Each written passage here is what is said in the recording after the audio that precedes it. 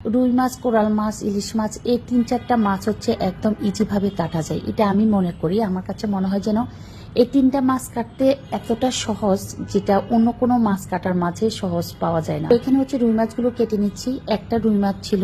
আসলে দুপুরে রান্নার কাজগুলো একদম হচ্ছে আল্লি আল্লি গুছিয়ে তারপর স্টার্ট করলে সুবিধা হয়। মাছ কাটা অনেকে পারে, আবার অনেকে পারে না। যারা পারে তাদের জন্য সহজ, আর যারা পারে না তাদের জন্য অনেক কঠিনতম একটা কাজ হচ্ছে মাছ কাটা।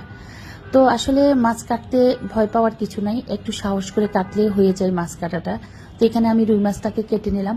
আর হচ্ছে এখানে হচ্ছে আমার শ্বশুরের জন্য, বাট আমার আব্বার জন্য, ওনার জন্য হচ্ছে একটু মুরগির স্যুপ বানাবো। সেজন্য হচ্ছে একটা দেশি মুরগিকে ছোট্ট, রোস্টের চেয়ে ছোট সাইজ হবে, ছোট ছোট করে কেটে আমি গুছিয়ে নিলাম বা পরিষ্কার করে নিলাম। ওদিকে হচ্ছে বরবটি ভর্তা করব, সেই জন্য ছোট ছোট করে বরবটি কেটে নিলাম।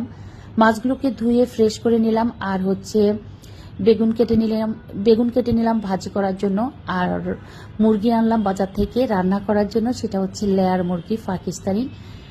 এদিকে হচ্ছে বেলের শরবত করে তারপর হচ্ছে এখন যেই দুটো মুরগি দেখালাম সেগুলোকে হচ্ছে মশলাগুলোকে আগে কাঁচা দিয়ে তারপর হচ্ছে মাংসগুলোর সাথে মিক্সড করে দিলাম।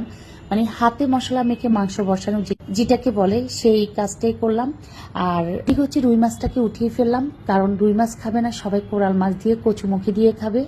কচুমুখি রান্নার ক্ষেত্রে আমি সবসময় কচুমুখিটাকে কেটে তারপরে হচ্ছে চুলার উপরে একটু পানি আর হচ্ছে হলুদের পরিমাণ অল্প করে দিয়ে কচুমুখিগুলোকে হচ্ছে আমি একটু ভাপে, মানে একটু বলক আসার পরপরে হচ্ছে নামিয়ে ফেলি।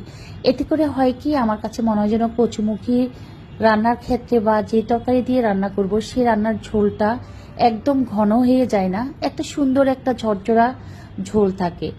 তো এটা হচ্ছে জাস্ট আমার আম্মা করতেন, সেটা এখনো আমি ফলো করে আসছি। তো এখানে হচ্ছে কচুমুখিগুলো সিদ্ধ করার জন্য হচ্ছে বা ভাপ দেওয়ার জন্য চুলার উপর দিয়ে দিলাম। ওদিকে হচ্ছে মাংসটাকে মাঝে মাঝে নেড়ে চেড়ে দিচ্ছি।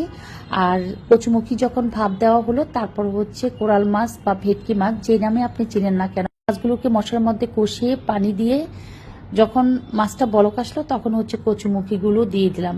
আসলে কচুমুখি রান্নার ক্ষেত্রে যে যেভাবে রান্না করেন না কেন, আমার কাছে